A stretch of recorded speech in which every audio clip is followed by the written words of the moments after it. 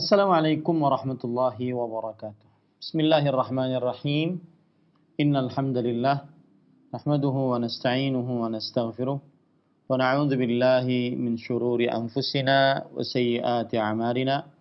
Man yahdihillahu fala mudilla lahu wa man yudlil fala hadiya lahu. Wa ashhadu an la ilaha illallah wahdahu la syarika lahu wa ashhadu anna Muhammadan 'abduhu wa rasuluh. يا أيها الذين آمنوا اتقوا الله حق تقاته ولا تموتن إلا وأنتم مسلمون يا أيها الناس اتقوا ربكم الذي خلقكم من نفس واحدة وخلق منها زوجها وبث منهما رجالا كثيرا ونساء واتقوا الله الذي تساءلون به والأرحام إن الله كان عليكم رقيبا يا أيها الذين آمنوا اتقوا الله وقولوا قولا سديدا يصلح لكم أعمالكم ويغفر لكم ذنوبكم ومن يطع الله ورسوله فقد فاز فوزا عظيما أما بعد فإن أصدق الحديث كتاب الله وأحسن الهدي هدي محمد صلى الله عليه وعلى آله وسلم وشر الأمور محدثاتها وكل محدثة بدعة wa kulla bid'atin dhalalah wa kulla dhalalatin finnar. Alhamdulillah, kita bersyukur pada Allah Subhanahu wa taala pada hari ini, hari Rabu pagi 12 Safar 1442 Hijriah. Kita dimudahkan oleh Allah Subhanahu wa taala untuk kembali duduk bersama di dalam kajian rutin membaca kitab Rasailu Tahumul Mar'ah Al-Muslimah, risalah penting untuk muslimah yang ditulis oleh Fadilatul Syekh Al-Allamah Profesor Dr. Abdul Razak bin Abdul Muhsin Al-Badr hafizahumallahu ta'ala. Salawat dan salam semoga selalu Allah berikan kepada Nabi kita Muhammad sallallahu alaihi wa ala alihi wasallam, pada keluarga beliau, para sahabat, serta orang-orang yang mengikuti beliau sampai hari kiamat kelak.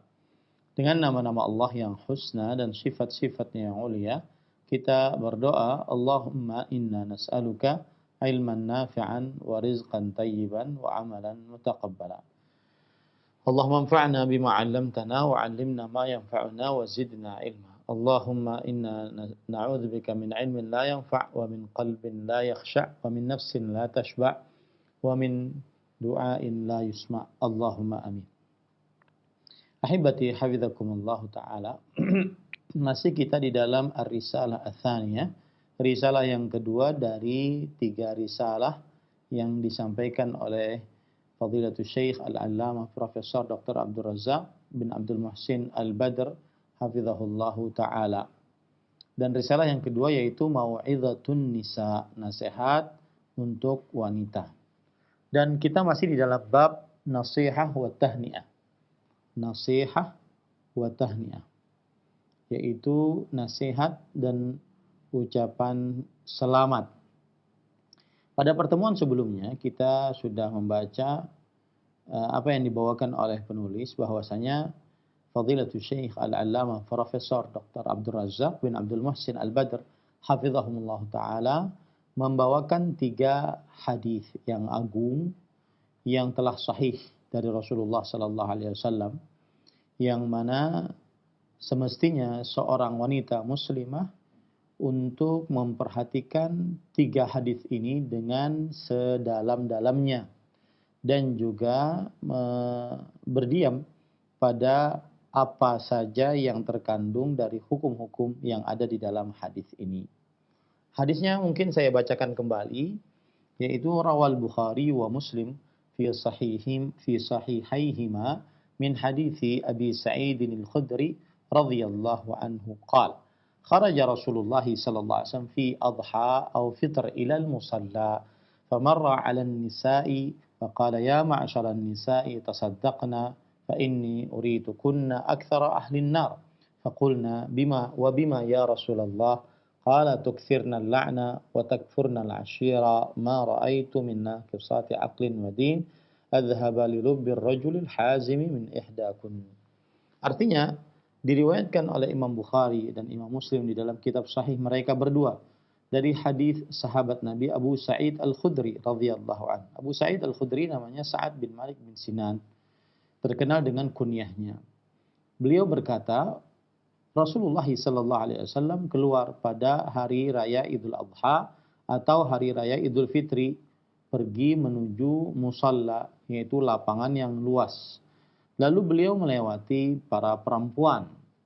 Maksudnya adalah setelah beliau salat Idul Adha, setelah berkhutbah di hadapan para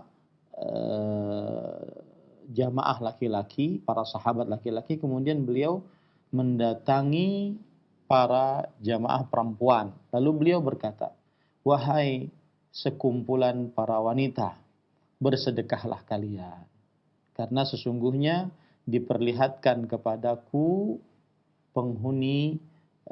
diperlihatkan kepadaku kalian adalah penghuni neraka paling terbanyak."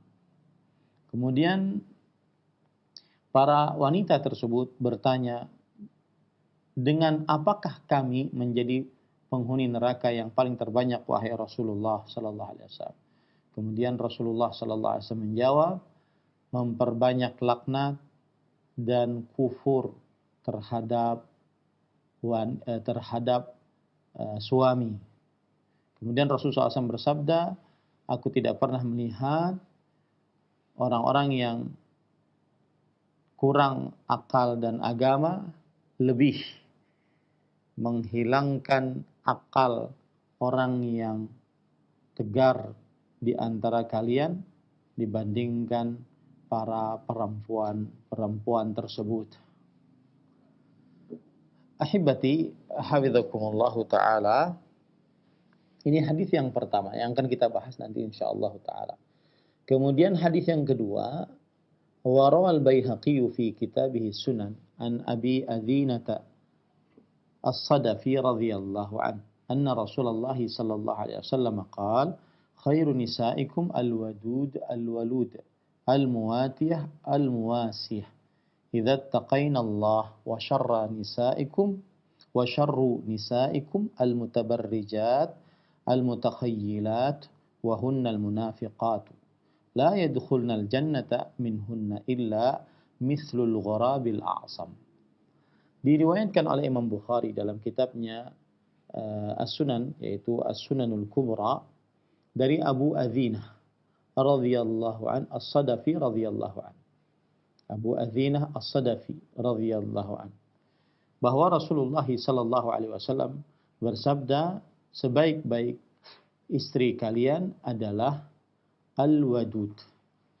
Al-wadud yaitu wanita yang mencintai suaminya.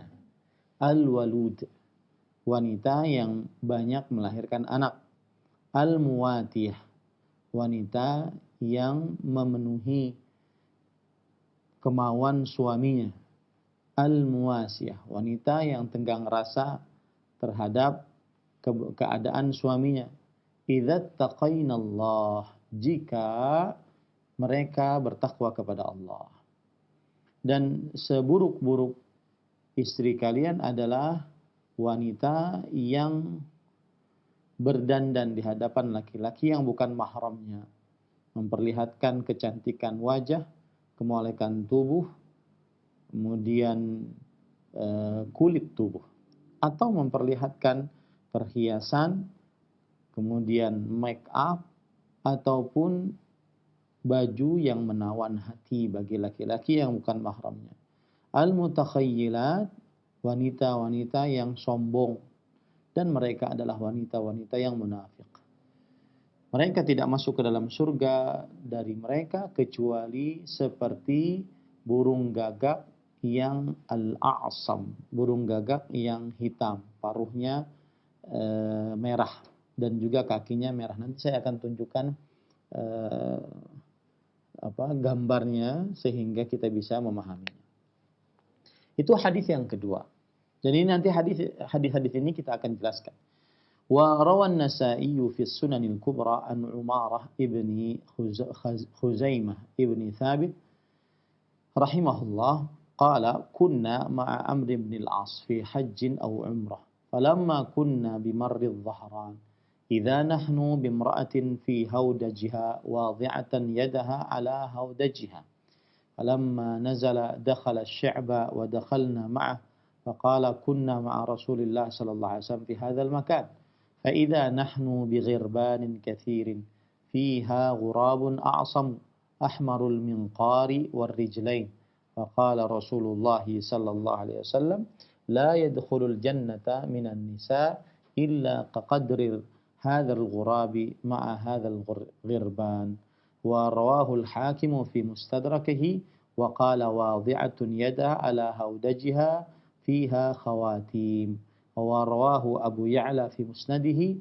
wa qala fa idza nahnu bimra'atin 'alayha jabair ay asawiru fi mi'samiha min dhahabin aw fiddah laha wa khawatima wa qad basatat yadaha ila al-haudaj. Hadis yang ketiga, hadis riwayat Imam An-Nasa'i rahimahullah di dalam kitab As-Sunanul Kubra. Dari Umarah bin Khuzaimah bin Thabit rahimahullah, beliau bercerita, kami pernah bersama Amr bin As radhiyallahu anhu di dalam haji atau umrah. Lalu ketika kami berada di Marridh Dhahran, sebuah tempat, ketika itu kami melihat seorang perempuan di dalam haudajnya, yaitu di dalam tempat duduknya di atas onta, meletakkan tangannya di atas haudajnya, meletakkan tangannya begini di atas tempat duduknya di atas onta. Falamma dakhala, lalu ketika Amr bin As radhiyallahu anhu masuk ke dalam perkampungan dan kita juga masuk ke dalamnya, maka beliau berkata, kami pernah, yaitu Amr bin As, seorang sahabat Rasulullah SAW bercerita, kami pernah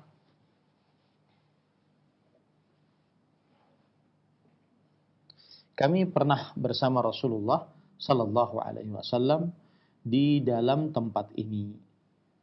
Lalu ketika itu kami melihat burung gagak yang banyak.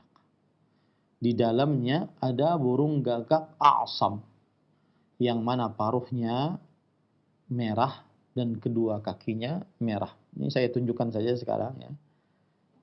Ini yang dimaksud. Nah, ini yang dimaksud.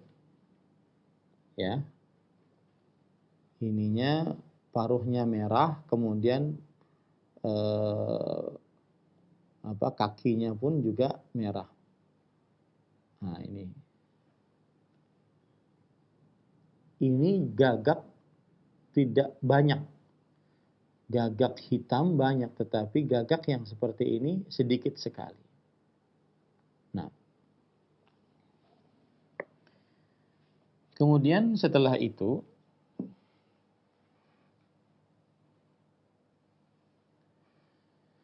lalu Rasulullah SAW bersabda, tidak masuk ke dalam surga dari perempuan kecuali seperti jenis gagak yang seperti ini bersamaan dengan gagak-gagak yang lain. Maksudnya yang masuk ke dalam surga dari perempuan adalah sedikit, karena gagak-gagak yang biasa banyak. Yang masuk dari perempuan adalah gagak yang masuk ke dalam surga dari perempuan adalah seperti gagak yang a'sam tadi, yang paruhnya merah, kedua kakinya merah. Sedikit, ini menunjukkan kepada sedikit. Hadis juga diriwayatkan oleh Imam Hakim dalam kitabnya Al-Mustadrak. Beliau berkata bahwa Amr bin As radhiyallahu anhu berkata, perempuan tersebut meletakkan tangannya di atas haudajnya, yang mana di tangan tersebut ada cincin-cincin. Kalau ingin tahu bentuk haudaj itu bagaimana, coba perhatikan.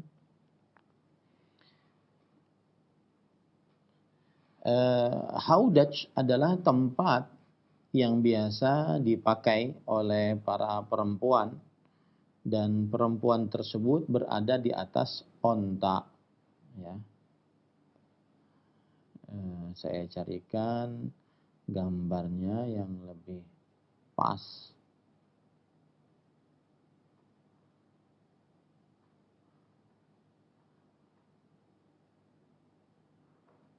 Ini kira-kira haudaj, ya. Nah, jadi gambarnya, nah ini, nah ini ontanya, kemudian ini adalah haudaj.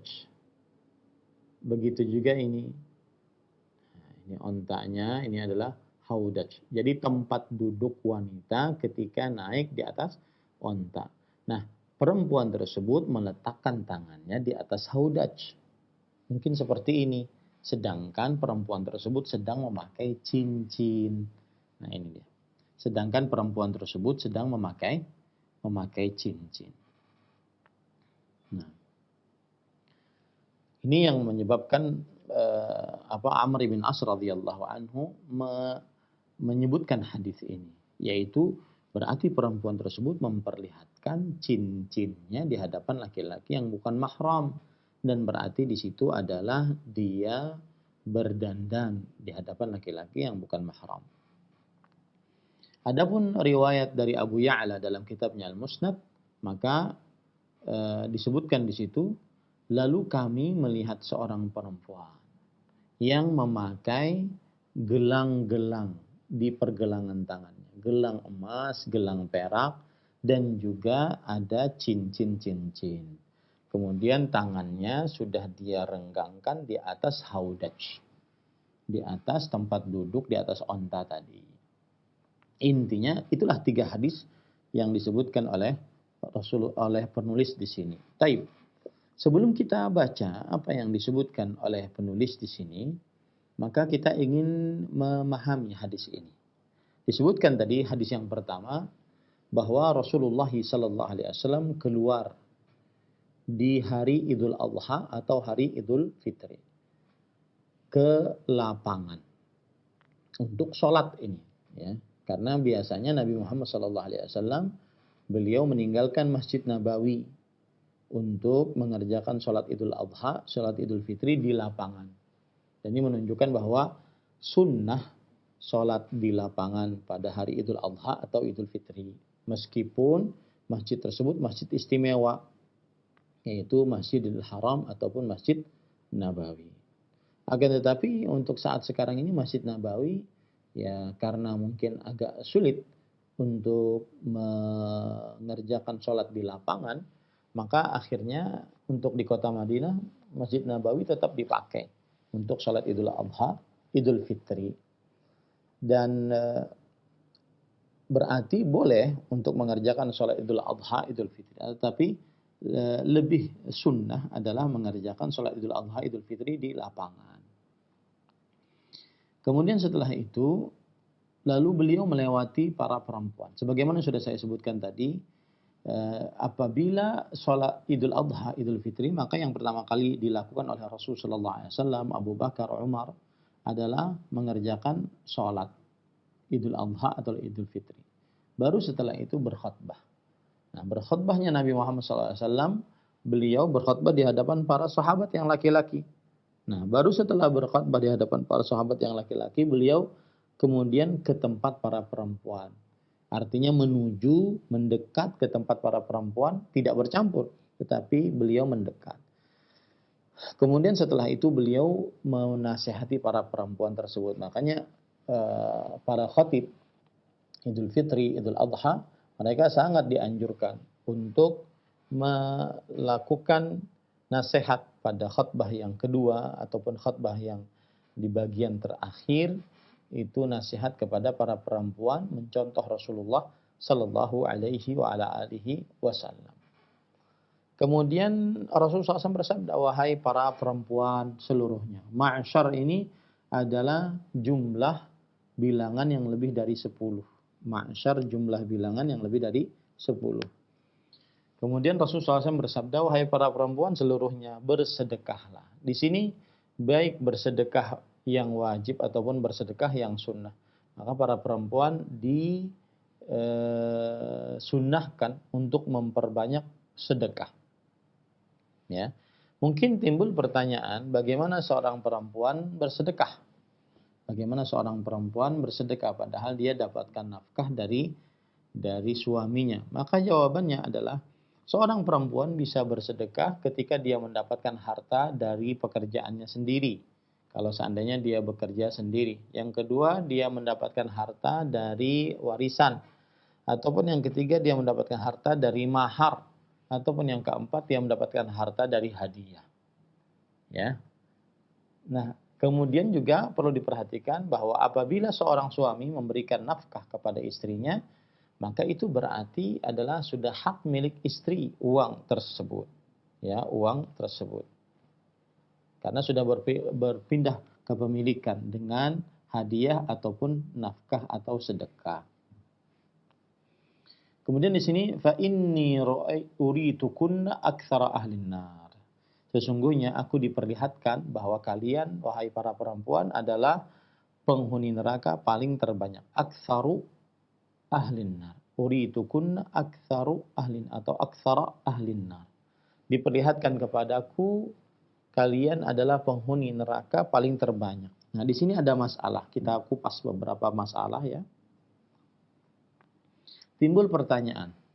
Permasalahan pertama, mana yang lebih banyak, laki-laki atau perempuan di dalam surga? Mana yang lebih banyak, para lelaki atau para perempuan di dalam surga? Para ikhwan yang dirahmati oleh Allah Subhanahu wa taala, di dalam hadis riwayat Imam Muslim dari Muhammad bin Sirin rahimahullah, ikhtasama ar-rijalu wan nisa ayyuhum aktsaru fil jannah. Para lelaki dan para perempuan saling berdebat, bertengkar, mana yang lebih banyak di antara mereka masuk ke dalam surga. Di dalam riwayat yang lain, imma tafakharu wa imma tadzakaru. Ada yang mengatakan itu adalah saling membanggakan, ada yang mengatakan itu adalah dalam rangka saling mengingat ilmu. Ar-rijalu fil jannah aktsar amin nisa. Para lelaki di dalam surga lebih banyak atau para perempuan? Fasa'alu Abu Hurairah. Lalu Muhammad bin Sirin rahimahullah bercerita, maka orang-orang pun bertanya kepada Abu Hurairah radhiyallahu anhu. Fahtajja Abu Hurairah radhiyallahu anhu ala anna an-nisaa fil jannati aktsaru biqauli Rasul sallallahu alaihi wasallam inna awwala zumratin tadkhul jannah ala suratil qamar lailatal badr wallati taliha ala adwa'i kawkab durriyyin fis sama' likulli imri'in minhum zawjatan ithnatan yura mukhu suqihima min wara'il lahm wa ma fil jannati azab. Kata Abu Hurairah radhiyallahu anhu bahwa di dalam surga para perempuan lebih banyak. Bersabda dengan sabda Rasul sallallahu alaihi wasallam, sesungguhnya golongan pertama masuk ke dalam surga, wajah mereka bagaikan bulan di malam purnama. Kemudian golongan yang kedua, wajah mereka seperti bintang-bintang yang bersinar di langit. Kemudian dan setiap dari penghuni surga tersebut memiliki 2 istri. Ini bagi siapa yang di dunia mungkin tidak bisa poligami, ya masuk surga biar bisa poligami. Ya. Ada cerita menarik bahwasanya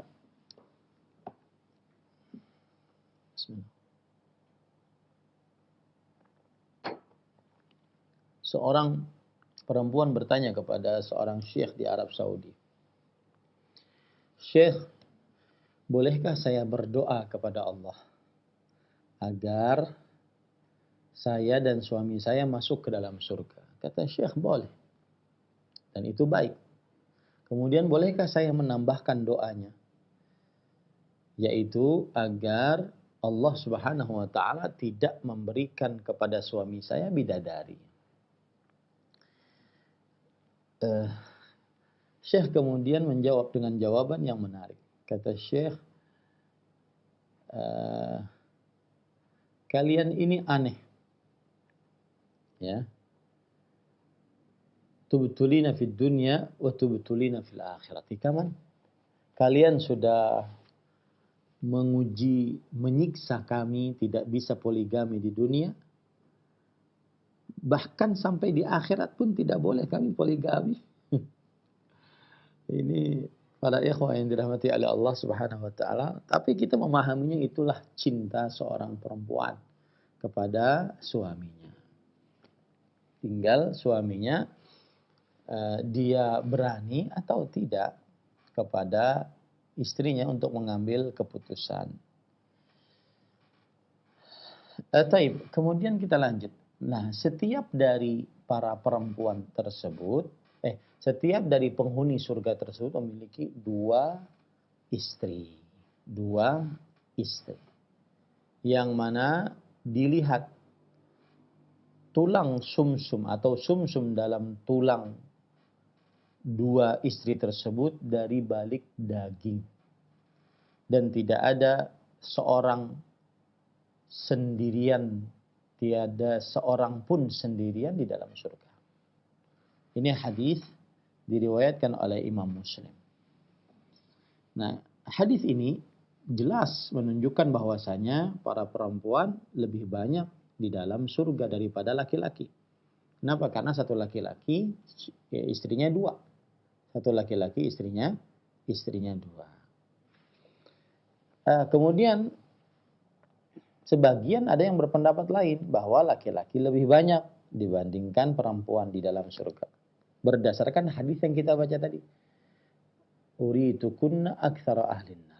Diperlihatkan kepadaku bahwa kalian wahai para perempuan adalah penghuni neraka yang paling terbanyak. Pemahaman baliknya adalah bahwa penghuni surga yang paling terbanyak yaitu para lelaki. Karena kebanyakan perempuan masuk ke dalam neraka. Para ikhwah yang dirahmati oleh Allah Subhanahu wa taala, maka dijawab oleh para ulama, di antaranya oleh Al-Hafidz Abdul Fadl Ahmad bin Ali bin Hajar rahimahullah, Al-Asqalani rahimahullah dalam kitab beliau Fathul Bari, annahu la yalzam min kaunihinna aktsaru ahli nar an yakunna aqalla sakinil jannah. Tidak ada kelaziman kalau seandainya wanita adalah penghuni neraka paling terbanyak, kemudian mereka adalah penghuni surga yang paling sedikit. Tidak ada kelaziman itu. Bahwasanya perempuan penghuni neraka paling terbanyak, oke. Tapi tidak ada kelaziman bahwa perempuan penghuni surga yang paling sedikit. Nggak ada kelaziman. Maka cara menggabungkan dua hadis ini adalah bahwa para perempuan penghuni neraka paling terbanyak dan juga penghuni surga paling terbanyak. Ya. Ini menunjukkan berarti para perempuan itu lebih banyak jumlahnya dibandingkan para lelaki. Ini para ikhwan yang dirahmati oleh Allah. Kemudian itu salah satu cara untuk menggabungkan hadis-hadis yang ada. Ada lagi cara yang lain bahwa hadis Abu Hurairah radhiyallahu anhu menunjukkan bahwa beberapa macam dari perempuan di dalam surga lebih banyak, ya, baik itu macam perempuan ataupun jenis perempuan, bisa dikatakan seperti itu, jenis perempuan di dalam surga lebih banyak, baik itu mereka adalah perempuan-perempuan dunia yang masuk surga ataupun perempuan-perempuan dari bidadari. Nah, itu kan. Jadi sudah kita bisa gabungkan dua hadis tersebut, ya, bahwa perempuan paling banyak penghuni neraka, tetapi satu laki-laki memiliki dua istri. Ini bagaimana cara menggabungkannya? Cara menggabungkannya sudah kita sebutkan tadi, bahwasanya baik di surga ataupun baik di neraka, maka perempuan yang paling banyak. Itu satu. Yang kedua adalah jenis perempuan paling banyak di dalam surga. Baik itu perempuan yang berasal dari manusia yang masuk ke dalam surga, atau perempuan yang berasal dari bidadari.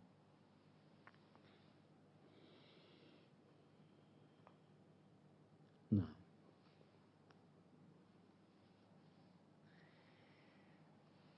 para ikhwah yang dirahmati oleh Allah Subhanahu wa taala, dan juga menunjukkan bahwa sedikitnya para perempuan di dalam surga, hadis riwayat Imam Ahmad dan Imam Abu Ya'la dari Amr ibn As radhiyallahu anhu.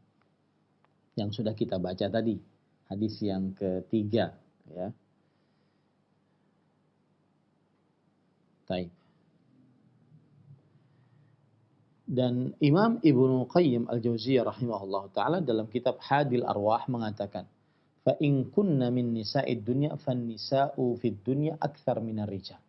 Kalau seandainya yang dimaksud perempuan paling banyak di dalam neraka, ya, maka yang dimaksud, kalau yang dimaksud itu adalah perempuan dunia, maka berarti perempuan di dunia memang lebih banyak daripada laki-laki.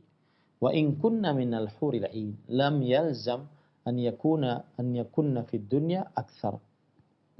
Tapi kalau seandainya perempuan yang dimaksud adalah perempuan dari bidadari, maka tidak ada kelaziman bahwasanya perempuan-perempuan yang di dunia lebih banyak daripada para bidadari.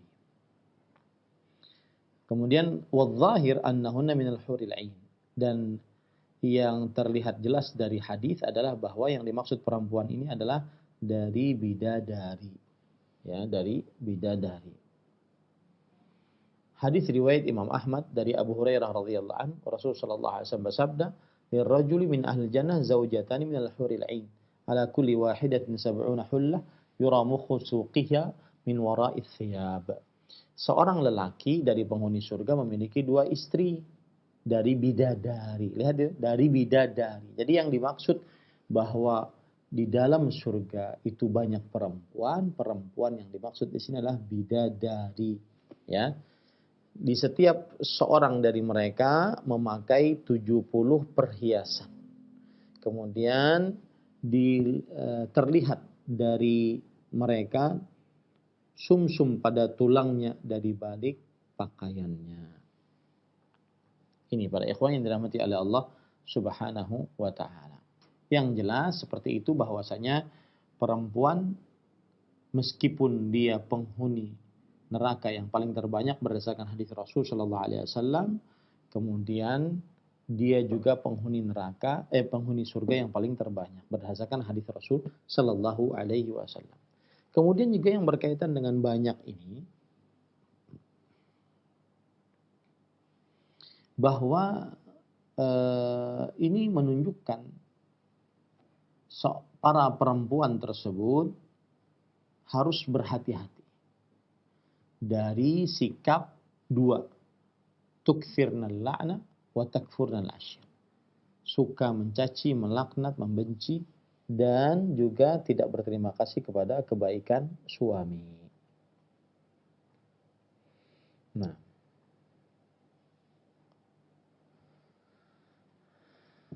kemudian ahibati hafizakumullah taala, tadi disebutkan, diperlihatkan kepadaku bahwa kalian adalah penghuni neraka paling terbanyak. Lalu para sahabat-sahabat wanita Rasulullah SAW bertanya, dengan apa wahai Rasulullah kami menjadi penghuni neraka paling terbanyak?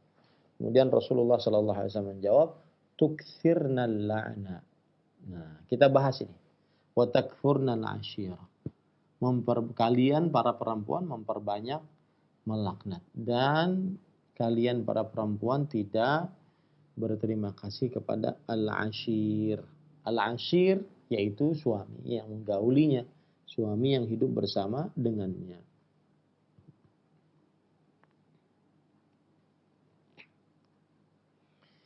Dan ini menurut kebanyakan pendapat para ulama bahwa yang dimaksud dengan al-ashir adalah az-zauj, yaitu suami. Nah, kemudian ahibati hafizakumullah taala, dijelaskan di dalam syarah Imam Ibnu Majah bahwa makna al-hadis annahunna yajhadna al-ihsan li dha'fi aqlihinna wa qillati ma'rifatihinna. Fayastadillu bihi ala dhammi man yajhadu ihsani dhi ihsan. Makna hadis tukthirna la'na wa takfurna al-hashir, suka melaknat dan tidak berterima kasih kepada kebaikan suami, adalah bahwa sebagian perempuan mempunyai tabiat. Sebagian perempuan mempunyai tabiat. Apa tabiatnya? Yaitu melupakan kebaikan suami. Hal ini disebabkan karena lemahnya akal para perempuan, pendeknya ilmunya. Maka kata para ulama, dari hadis ini kita bisa ambil dalil tercelaknya orang yang melupakan kebaikan orang lain. Tercelaknya orang yang melupakan kebaikan orang lain. Kemudian, wa qala al-Kirmani rahimahullah berkata, ay tajhadna ni'mataz zawj wa tastaqlilna ma kana minhu. Yang dimaksud dengan takfurnal ashir, tidak berterima kasih kepada suami, adalah melupakan nikmat yang diberikan oleh suami. Kemudian menganggap kecil pemberian suami. Wa yustadallu min at-tawa'ud bin nar ala kufranihi wa kathratil la'n ala annahuma min al-kabair. Dan diambilkan dari ancaman neraka tentang tidak berterima kasih kepada suami dan banyak mencaci suami, maka dua dosa ini adalah dosa besar. Dua dosa ini adalah dosa besar. Nah, itu penjelasan tentang takfurnal ashir wa tukthirnal la'an, memperbanyak laknat dan juga tidak berterima kasih kepada kebaikan suami. Nah, para ikhwah yang dirahmati oleh Allah Subhanahu wa taala, kemudian Rasul sallallahu alaihi wasallam bersabda, "Ma ra'aitu min naqisati aqlin wa din." Aku tidak pernah melihat dari orang-orang yang lemah atau kurang akal dan agama. Siapa yang dimaksud kurang akal dan agama? Maka mereka adalah para perempuan. Kenapa kurang akalnya? Karena ketika bersaksi, satu laki-laki sama dengan atau senilai dengan dua perempuan. Agar satu perempuan apabila lupa diingatkan oleh yang lainnya. Ya, sebagaimana hadis riwayat dalam ayat Al-Quran surah Al-Baqarah ayat 282, an tadhilla ihdahuma fatudzakkira ihdahuma al-ukhra. Salah seorang dari perempuan yang menjadi saksi tersebut mungkin lupa, maka diingatkan oleh perempuan yang lain.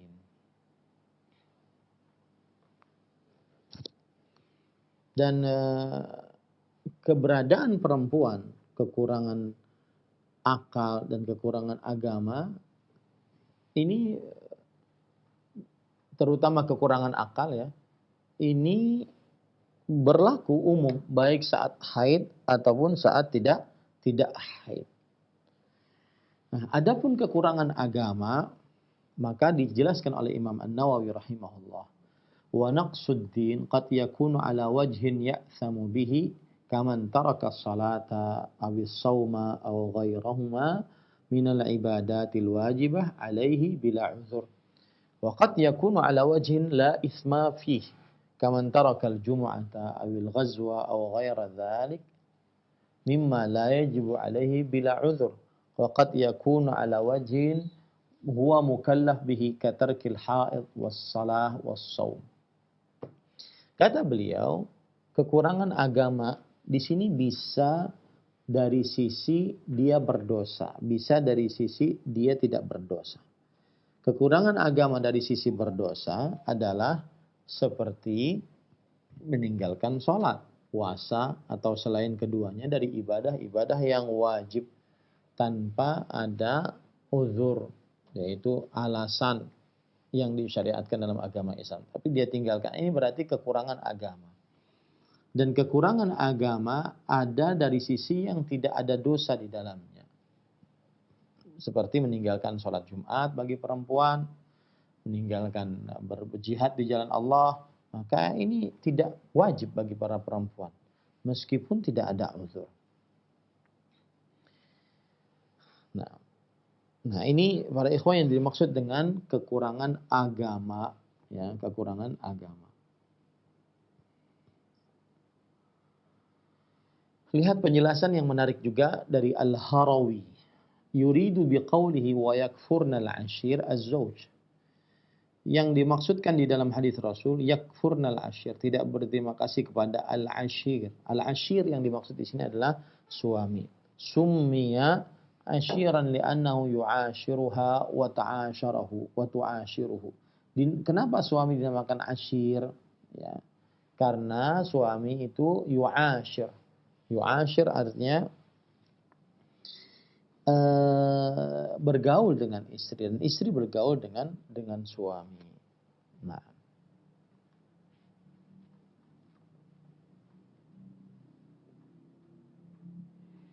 baik, timbul lagi pertanyaan. Ini masih penjelasan hadis yang pertama ya. Tadi kan disebutkan tuksirna la'na wa takfurna asyir. Para perempuan itu menjadi penghuni neraka yang paling terbanyak dikarenakan sangat memperbanyak laknat dan sangat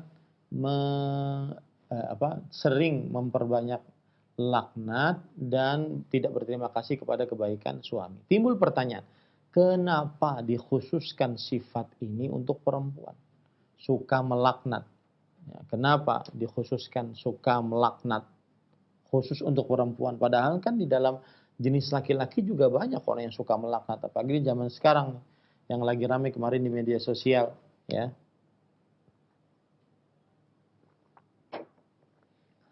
Ungkapan dan umpatan dengan kalimat anjing, ya, banyak dilakukan oleh manusia-manusia yang memang tidak memperhatikan adab dan akhlak. Itu mungkin disebabkan karena mereka kurang belajar agama, ya.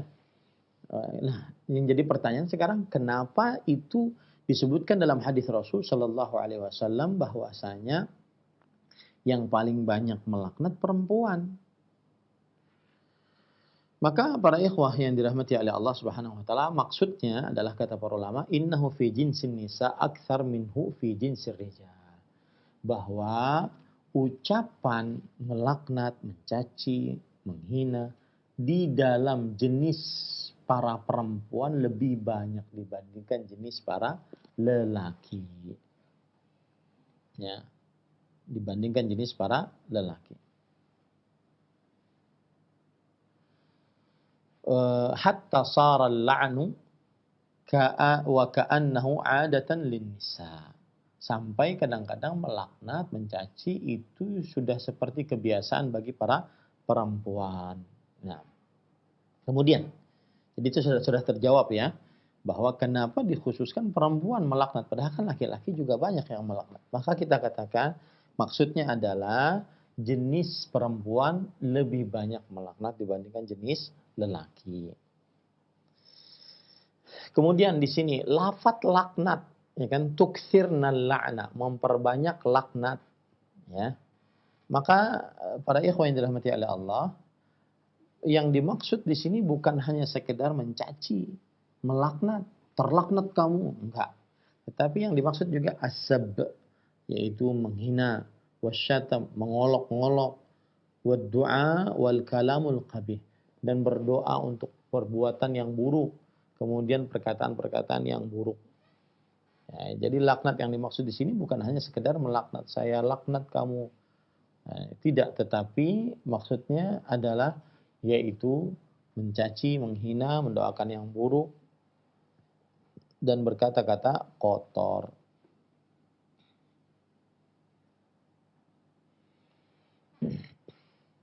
Disebutkan oleh Al-Imam Al-Mula'ali Al-Qari' di dalam kitab Mirqatul Mafatih, tukthirna al-la'na, memperbanyak laknat, asluhu ib'adullahi ta'ala al-'abda min rahmatihi bisakhatihi. Asal makna daripada memperbanyak laknat adalah, laknat asalnya adalah Allah Subhanahu wa taala menjauhkan dari seorang hamba dari rahmatnya dan mendekatkan kepada kemurkaannya. Wa minal insan ad-du'a bis-sakhat wal ib'ad ala nafsihi aw ghairihi.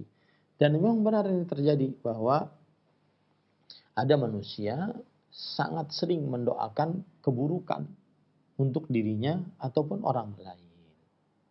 Jadi itulah yang dimaksud dengan laknat. Memperbanyak laknat bukan hanya saya laknat kamu, bukan, tetapi juga menghina, mengolok-olok, merendahkan dan seterusnya.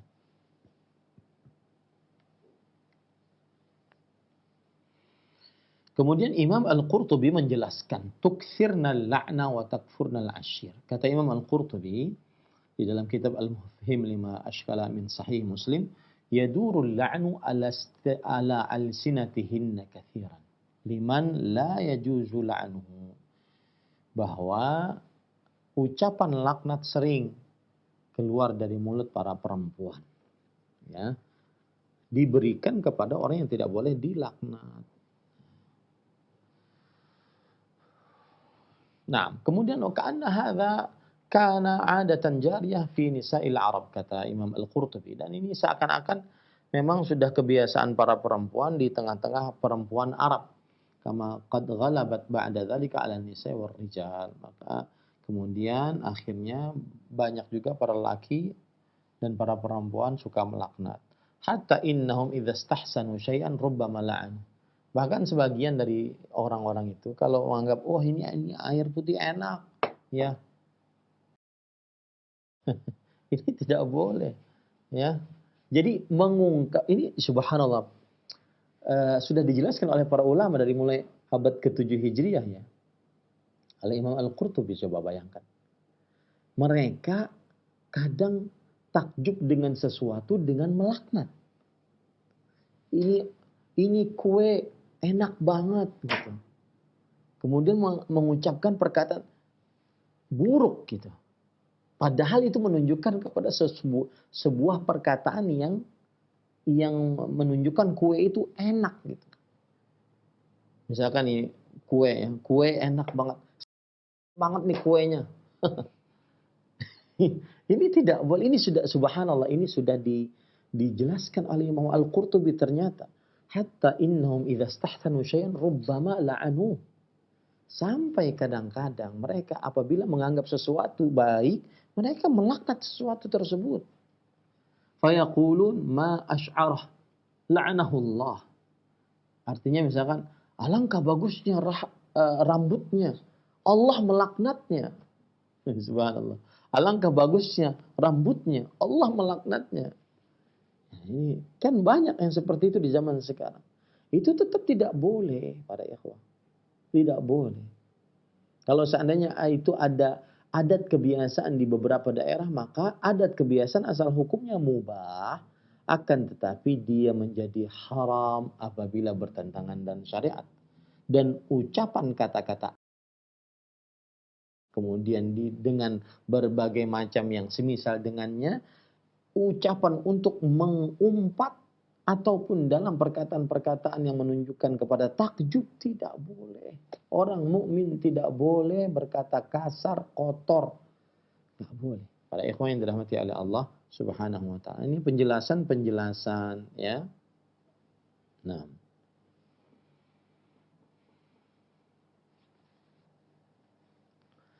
Kemudian penjelasan hadis yang kedua, ya. Di sini disebutkan sebaik-baik istri kalian adalah al-wadud. Apa itu makna dari al-wadud? Para ikhwah yang dirahmati oleh Allah Subhanahu wa taala, al-wadud, para ulama rahimahumullah taala di antaranya dalam kitab dijelaskan di dalam kitab At-Taisir li Syarhi Al-Jami' As-Saghir. Al-wadud al-mutahabbibatu ila zawjiha. Yang romantis kepada suami, yang pecinta kepada suami, yang membuat suaminya selalu bergairah bersama istrinya, selalu senang bersama istrinya.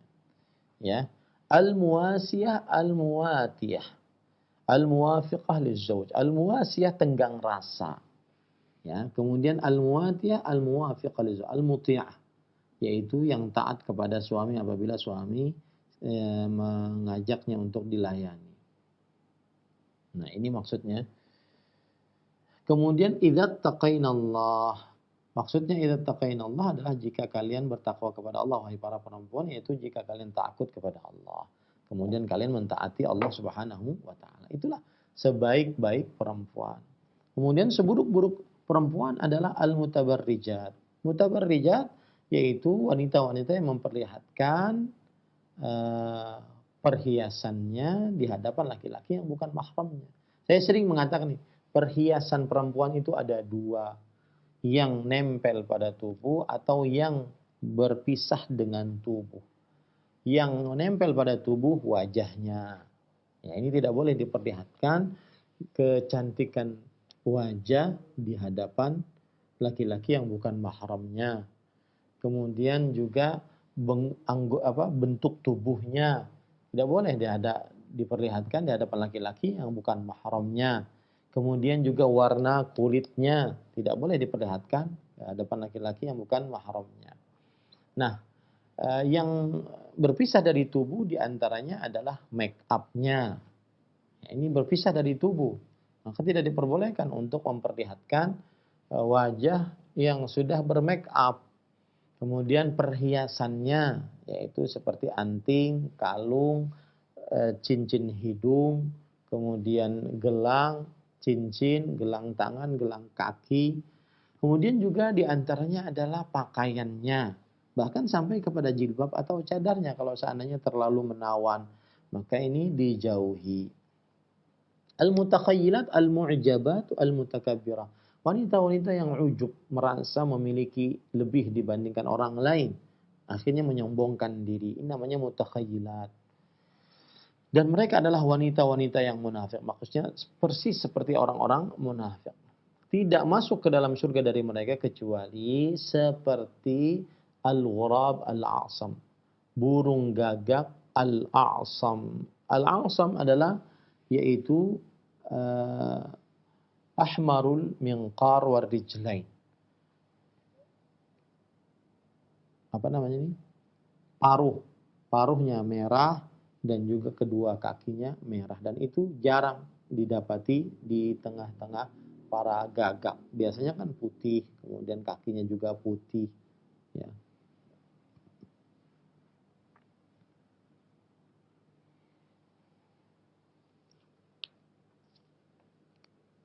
Nah, kemudian di sini ada permasalahan-permasalahan.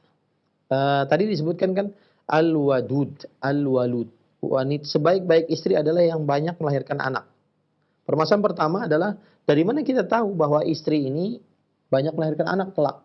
Kalau kita jadikan perempuan ini istri kita. Ada yang mengatakan bahwa seperti Imam Al-Khattabi rahimahullah, kan belum dicoba. Ada yang mengatakan bahwa caranya mengetahui adalah dengan saudara-saudaranya. Ibunya dulu apakah banyak melahirkan anak, kemudian saudara-saudaranya, saudari-saudarinya apakah banyak melahirkan anak. Nah, itu caranya. Ya. Kemudian permasalahan kedua bahwa ini tidak ada keraguan bahwa wanita yang mandul itu bukan berarti tidak baik. Wanita yang mandul, yang lambat punya anak bukan berarti buruk, bukan. Akan tetapi yang dimaksud di sini adalah kata perbandingan, ya, kata komparasi yang menunjukkan kepada perbandingan. Ya.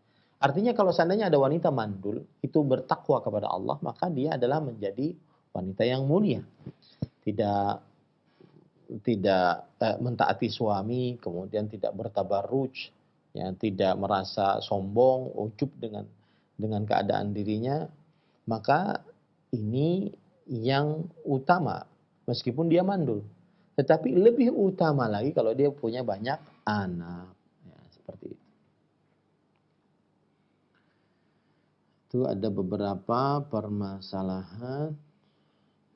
Nah, kemudian ahibati hafizakumullah ta'ala. Di sini tadi kan disebutkan bahwa la yadkhulul jannah. Mereka tidak masuk surga kecuali mislu al-ghurabil a'sam. Kecuali seperti banyaknya burung gagak yang paruh dan kakinya merah. Artinya sedikit. Nah, Apakah tidak masuk surga di sini, tidak masuk surga selamanya? Maka jawabannya tidak, tetapi yang dimaksud adalah ada beberapa penafsiran. Yang pertama, dibiarkan saja. Memang tidak masuk surga, nggak usah dijelas-jelasin agar para perempuan lebih hati-hati ya. Kalau ketika memperlihatkan dandananya di hadapan laki-laki yang bukan mahramnya. Biarkan saja maknanya begitu. Ada yang nggak usah ditafsiri. Ada yang mengatakan tidak masuk surga, maksudnya adalah tidak masuk surga pada golongan pertama, tetapi disiksa dulu di neraka, kemudian jika Allah menghendaki dikeluarkan dari api neraka, kemudian dimasukkan ke dalam surga.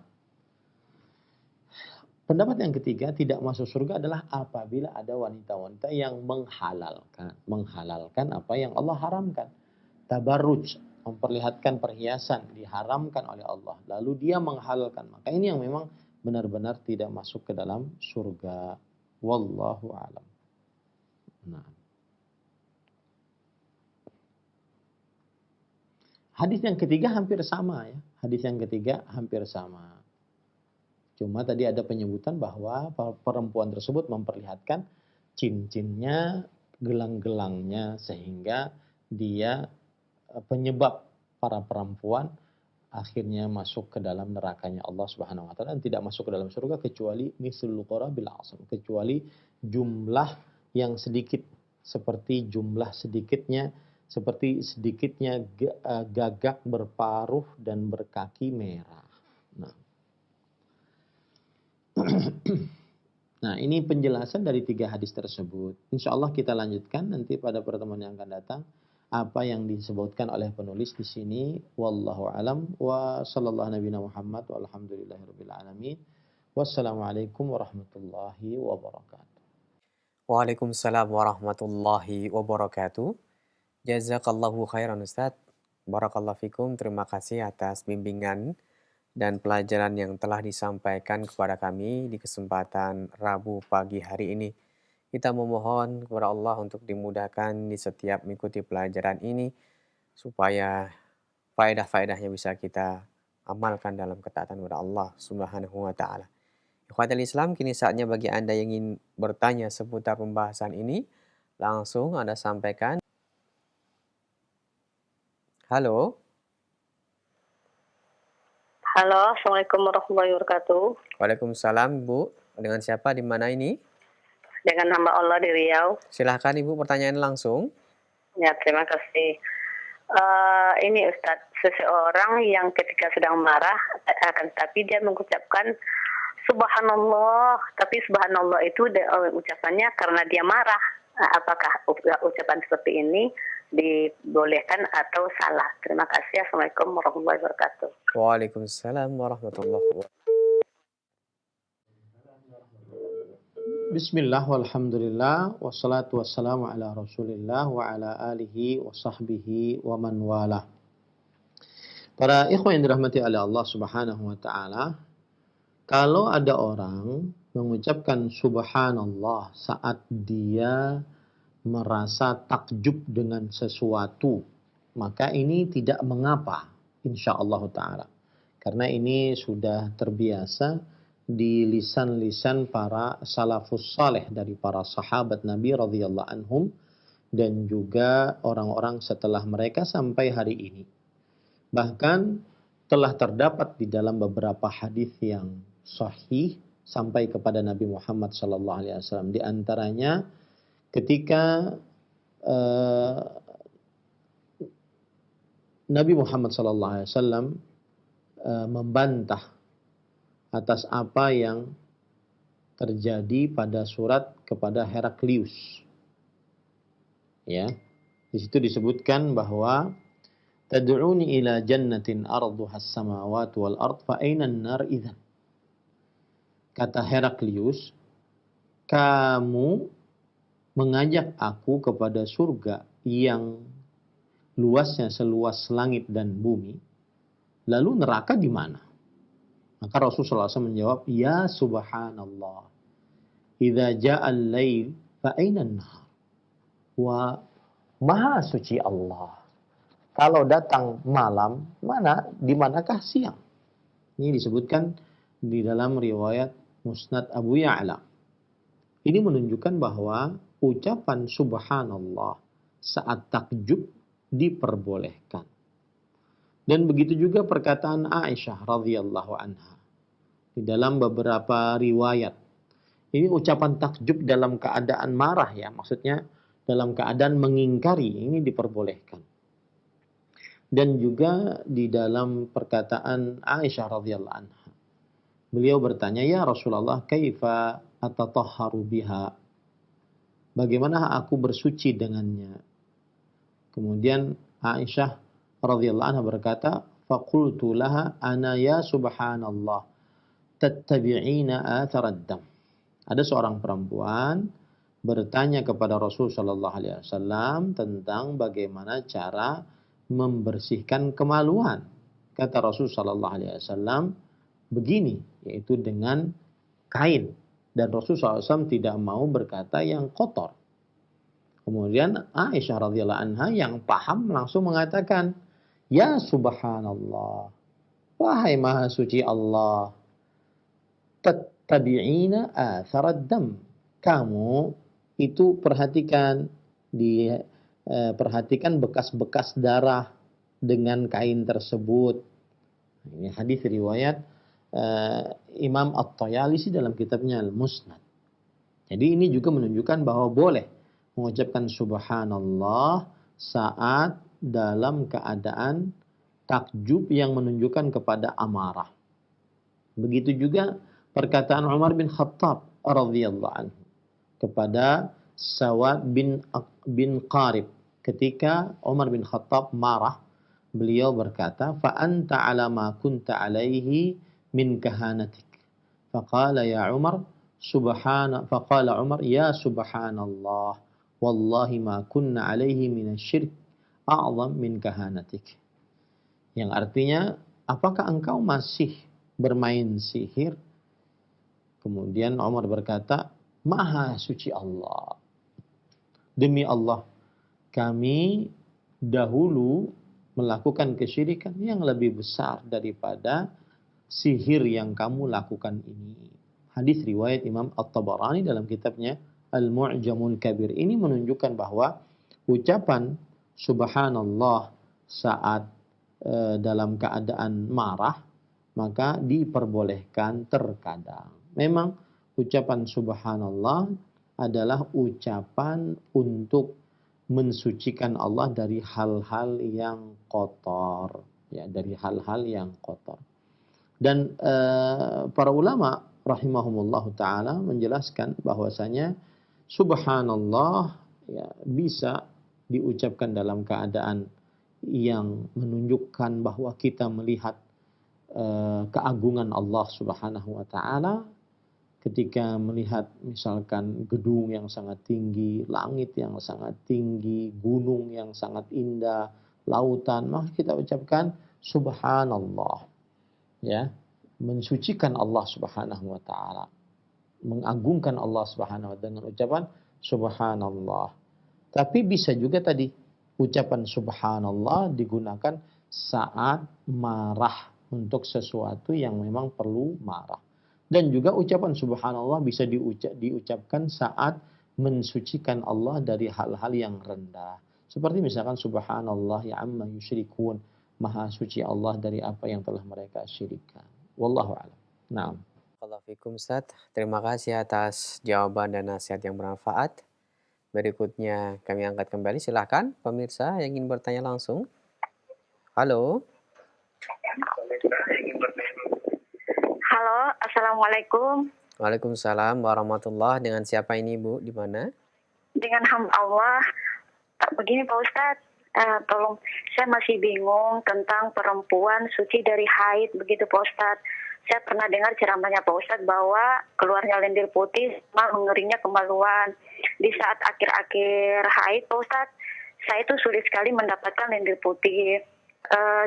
Misalkan di hari ke-8 atau hari ke-9 itu masih ada bekas kekuning-kuningan tapi agak pudar di pembalut begitu, tapi bukan berbentuk cairan. Apakah itu sudah termasuk suci atau tidak ya Pak Ustadz? Sama ini Pak Ustadz, kalau wanita junub dia belum sempat mandi terus haid, itu bergabung dua hadas ya Pak Ustadz. Itu apakah boleh baca Al-Quran atau tidak ya Pak Ustadz? Atau zikir-zikir yang ada bacaan Al-Qurannya. Makasih Pak Ustadz. Assalamualaikum warahmatullahi wabarakatuh. Waalaikumsalam warahmatullahi wabarakatuh. Semoga bisa dipahami pertanyaannya Ustadz. Silakan. Bismillah, walhamdulillah, wassalatu wassalamu ala rasulillah wa ala alihi wa sahbihi wa man walah. Ahibati, hafizakumullahu ta'ala, ada hadis Rasul sallallahu alaihi wasallam yang disandarkan kepada perkataan Aisyah radhiyallahu anha, bahwa Aisyah radhiyallahu anha berkata, la ta'jalanna hatta tarayinna al-qissata al-bayda. Janganlah kalian, wahai para perempuan, atau tergesa-gesa menentukan kalian sudah dalam keadaan suci sampai kalian melihat lendir putih. Ini menunjukkan kalau lendir putih keluar dari kemaluan perempuan, maka berarti berhentilah haidnya. Nah, kalau seandainya perempuan tidak mendapati itu, maka dia bisa memakai kain. Kain dia masukkan ke dalam kemaluannya. Kalau seandainya tidak sudah tidak ada lagi bercak-bercak, maka berarti dia sudah suci dari haid. Jadi ada dua cara. Pertama yaitu dengan adanya lendir putih, menunjukkan bahwa memang benar-benar berhenti darah haidnya. Yang kedua, terutama perempuan yang tidak melihat lendir putih dan sudah habis waktu haidnya, biasanya dia cuma 7 hari, maka dia kok tidak melihat lendir putih, maka dia masukkan ke dalam kemaluannya kain, sehingga kemudian dia keluarkan. Kalau seandainya sudah benar-benar kering, maka pada saat itu dia berarti suci dari haid. Nah, kalau seandainya dia sudah merasa suci dari haid, lalu dia mandi, kemudian nanti keluar, ya, setelah suci dari haid keluar bercak-bercak kotoran berwarna kecoklatan, kemudian warnanya keruh, maka ini tidak dianggap haid. Ini tidak dianggap haid.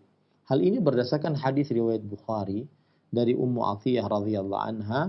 Beliau bercerita, kunna la na'uddul qudrata was sufrata syai'an. Di dalam riwayat yang lain, ba'da tuhri syai'an. Kami tidak menganggap al-qudrah. Al-qudrah yaitu air yang tercampur dengan kemerah-merahan. Was sufrah. Sufrah yaitu air yang keruh. Air yang berwarna keruh.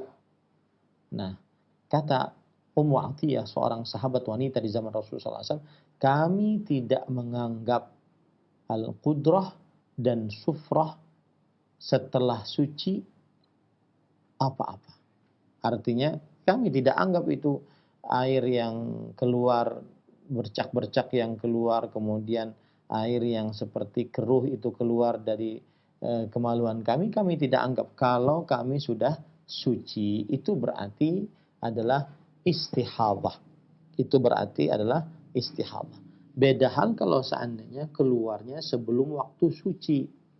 Ya, keluarnya sebelum waktu suci. Dan tadi sudah saya jelaskan bahwa menentukan waktu suci seorang perempuan dari haid adalah apabila dia sudah keluar dari kemaluannya lendir putih, atau dimasukkan kain ke dalam kemaluannya, kemudian sangat kering dan tidak ada bercak-bercak sedikit pun, maka itu yang dinamakan suci. Nah, kemudian kalau seandainya dia haid, lalu junub, maka apakah dia masih boleh membaca zikir-zikir, kemudian doa-doa? Maka Rasulullah sallallahu alaihi wasallam diceritakan oleh para sahabat Nabi radhiyallahu anhum, beliau yadhkurullah ala kulli ahyanihi. beliau berzikir kepada Allah Subhanahu wa taala di setiap waktu beliau, ya, di setiap waktu beliau. Maka para ikhwah yang dirahmati oleh Allah Subhanahu wa taala, diperbolehkan seseorang untuk berzikir pagi, zikir sore saat dia dalam keadaan haid. Nah, yang jadi pertanyaan sekarang adalah apabila dia berzikir pagi, zikir sore, sedangkan dia haid plus junub, bagaimana itu? Maka jawabannya saya tidak tahu. Kalau dia haid, maka saya lebih condong kepada pendapat ulama yang membolehkan untuk berzikir pagi, tetap berzikir sore, ya, meskipun dia haid. Karena saya lebih condong kepada pendapat ulama yang mengatakan bahwa wanita haid boleh membaca Al-Quran, yang tidak diperbolehkan memegang mushafnya. Maka zikir pagi, zikir sore ada pembacaan Al-Quran. Maka ini tidak mengapa. Tetapi apabila dia dalam keadaan junub plus haid, apakah dia mandi, kemudian setelah itu junubnya hilang, tetapi haidnya masih ada? Allahu a'lam, saya tidak tahu. Harus baca lagi. Nah, wallahu a'lam. Nah, Jazakallahu khairan Ustaz. Terima kasih atas nasihat dan jawabannya. Berikut kami akan beralih ke pesan singkat. Pertanyaan dari seorang ibu. Assalamualaikum Ustadz. Ustadz, semisal seorang istri telah didolimi suami, tapi tidak memutuskan untuk bercerai atau berpisah. Kemudian dalam perjalanannya, istri tersebut, jika suami melakukan kesalahan, maka dia marah, mencaci, menghina, mengungkit-ungkit kesalahan suami karena merasa sakit hati dengan perlakuan suami dulu. Maksudnya sih tidak untuk menyakiti suami, cuman agar suami tersebut sadar. Nah, apakah perkara tersebut dibenarkan? Jazakallahu khairan. bismillah, walhamdulillah, wassalatu wassalamu ala rasulillah. Seorang istri bersama suami lebih baik tidak sering marah-marahan. Rasul sallallahu alaihi wasallam bersabda, la yafraq mu'minun mu'minah in kariha minha khuluqan radhiya minha akhar. Yang artinya seorang suami tidak memarahi seorang istri yang beriman jika seorang suami membenci dari istrinya sesuatu, maka dia merelai dari istrinya akhlak-akhlak istri yang lain. Maksudnya akhlak-akhlak lain dari istrinya. Ya. Ini menunjukkan bahwasanya seorang suami semestinya tidak saling sering marah-marahan dengan istri, apalagi sampai mengungkit kesalahan-kesalahan yang telah lalu. Lebih baik seorang istri menjaga lisannya, seorang suami menjaga lisannya. Kemudian apabila pernah melakukan kesalahan pada waktu yang terdahulu dan ternyata salah satu pasangan tersebut sudah bertobat, maka Allah Subhanahu wa taala saja mengampuni taubatnya. Kenapa kita kemudian mengungkit-ungkit kesalahan tersebut? Ya. Dan lebih baik mencari solusi atas permasalahan dibandingkan saling menyalahkan satu dengan yang lainnya. Wallahu a'lam. Ustaz, jazakallahu khairan. Terima kasih atas nasihatnya untuk yang bertanya khususnya dan kita semua yang menyimak di kesempatan pagi hari ini. Pertanyaan berikutnya. Bismillah, Assalamualaikum warahmatullahi wabarakatuh, dari seorang ummahat. Ana ingin bertanya, apakah diperbolehkan seorang wanita menggunakan make up, blush on, lipstick, akan tetapi ditutupi dengan menggunakan cadar agar lelaki ajnabi tidak melihatnya, sehingga nanti yang melihatnya hanya mahramnya dan sesama wanita saja. Syukran, jazakallahu khairan. Silakan. Bismillah, walhamdulillah, wassalatu wassalamu ala rasulillah. Asal hukumnya, jika tidak terlihat oleh laki-laki yang bukan mahramnya, boleh. Ya, boleh. Tetapi dikhawatirkan saat di luar rumah itu tidak bisa kita mengontrol siapa yang melihat kita. Tidak bisa kita mengontrol siapa yang melihat kita. Ya, asal hukumnya Anda pakai blush on, make up segala macam, putih, kuning, hijau, merah segala macam. Kemudian Anda tutup wajah keluar, kan tidak terlihat toh? Boleh. Karena yang dilarang adalah wala tabarrajna tabarrujal jahiliyatil ula. Janganlah kalian berdandan di hadapan laki-laki yang bukan mahramnya sebagaimana sebagaimana wanita jahiliyah berdandan. Nah, ini tidak tertutup, maka boleh. Tetapi seperti tadi, kalau sudah keluar rumah, kita tidak bisa mengontrol siapa yang melihat kita. Dan kita tidak tahu, kita ke sebuah tempat yang kita kira kadang-kadang di situ hanya ada para perempuan, ternyata ada para lelakinya. Sedangkan wajah kita penuh dengan make up. Maka akhirnya mau tidak mau terlihat oleh laki-laki yang bukan mahramnya. Maka lebih baik lagi adalah dia bercadar dan tidak usah berdandan ketika keluar rumah. Karena karena di luar rumah tidak bisa kita mengontrol orang yang melihat kita. Jangankan di luar rumah, di dalam rumah saja kadang-kadang ada laki-laki yang bukan mahram yang kadang-kadang terlintas oleh di hadapan kita, ya, apalagi sampai di luar rumah. Maka menjaga agar tidak terperosok ke dalam keburukan itu lebih utama. Wallahu a'lam. Nah, Ustaz, jazakallahu khairan. Pertanyaan yang terakhir kami bacakan. Assalamualaikum warahmatullahi wabarakatuh. Ustaz, mau bertanya, bagaimana jika ada anak kami di luar kota jauh di sebuah pulau butuh pertolongan dan saya sudah izin kepada suami untuk berangkat. Kira-kira sampai 2 bulan menginap di sana. Apakah berdosa dan bagaimana hukumnya? Ustaz, silakan.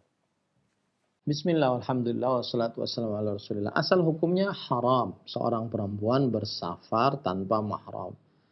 La tusafir mar'ah illa wa ma'ahdi mahram, kata Rasulullah SAW. Tidak boleh seorang perempuan bersafar kecuali bersamanya mahramnya. Dan segala hukum asal pasti ada pengecualian saat dalam keadaan ada keperluan atau keperluan mendesak.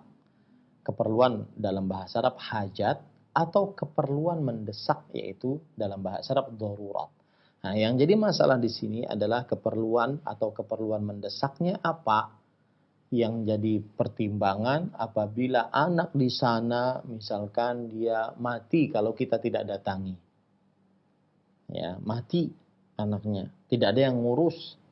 Apakah seperti itu? Maka kalau seandainya seperti itu, ya dia tawakal, bersandar kepada Allah, pergilah. Tetapi dia pun sebenarnya ketika pergi juga di dalam bahaya karena dia perginya sendirian.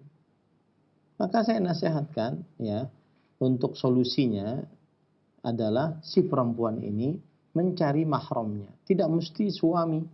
Misalkan adiknya laki-laki yang sudah baligh, kakaknya laki-laki, pamannya, bapaknya, ya, laki-laki, keponakannya laki-laki, saudara laki-lakinya. Banyak orang-orang yang merupakan mahramnya. Setelah itu dia tinggal di situ untuk menjaga anaknya, ya, menjaga anaknya. Itu pun menjaga anaknya semestinya dengan mahramnya. Ya. Jadi dilihat dulu apa darurat atau keadaan terpaksa yang sangat mendesak. Apakah menyebabkan kehilangan nyawa ataupun cacat. Kalau seandainya tidak menyebabkan, maka pada saat itu bukan sebuah keperluan yang mendesak, maka tidak diperbolehkan dia untuk bepergian tanpa mahram. Wallahu a'lam. Nah, Ustaz, barakallahu fikum, jazakallahu khairan. Dan pertanyaan tadi merupakan pertanyaan penutup di pertemuan kita. Sebelum kami akhiri, mohon Ustaz memberikan ihtitam. Fadhal, Ustaz. Bismillah, walhamdulillah, wassalatu wassalamu ala rasulillah, wa ala alihi wa sahbihi wa man walah. Akhirnya kita bisa mengambil pelajaran bahwasanya seorang wanita sangat sangat mulia di dalam agama Islam. Dan kemuliaan seorang wanita terlihat ketika dia tidak memperlihatkan kecantikan wajahnya, kemolekan tubuhnya, warna kulitnya, atau perhiasannya, atau bajunya yang indah menawan laki-laki yang bukan mahramnya. Maka, apakah Anda, wahai para suami, sudah menjadikan istri Anda mendapatkan kemuliaan? Ataukah malah menjerumuskan dia ke dalam jurang kehinaan? Silahkan tanya diri kita, introspeksi keluarga kita masing-masing. Sallallahu Nabi Muhammad walhamdulillahirabbil alamin. Wassalamualaikum warahmatullahi wabarakatuh.